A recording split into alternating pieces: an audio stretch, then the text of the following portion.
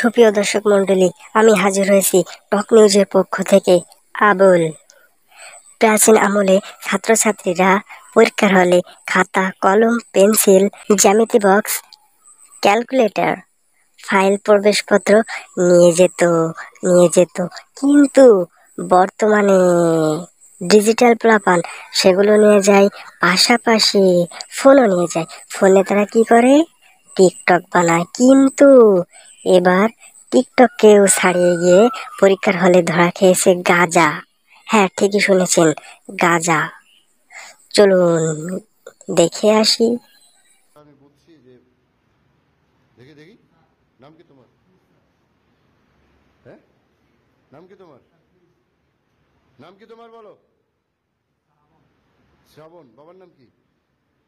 বাড়ি কোথায়? হাত সরাও, হাত সরাও, হাত সরাও, হাত সরাও।